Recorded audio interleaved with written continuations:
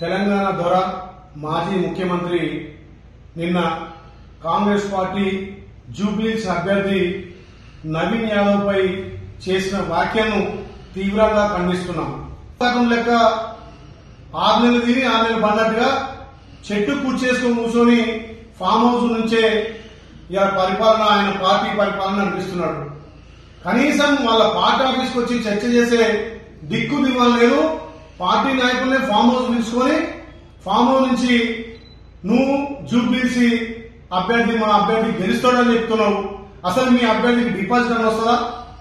ఒక బీసీ బిడ్డ యాదవ్ బిడ్డ నవీన్ యాదవ్ కు కాంగ్రెస్ పార్టీ టికెట్ ఇస్తే ఇవాళ జూబ్లీహిల్స్ ప్రజలంతా కూడా బ్రహ్మరథం బట్టి సుమారు 70-80 వేల తోటి గెలిపిస్తామని చెప్పి జేజేలు పలుకుతుంటే మా నవీన్ యాదవ్ మా అభ్యర్థిని రౌడీ షీటర్ అంటున్నాం.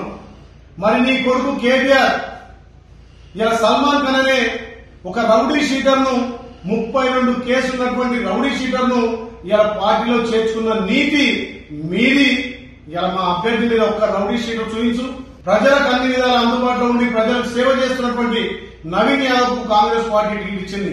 ఈ కేసీఆర్ దొర అహంకారాన్ని వంచి చూపించాలంటే 1,00,000 మెజార్టీ తోటి నవీన్ యాదవ్ గెలిపించాలి.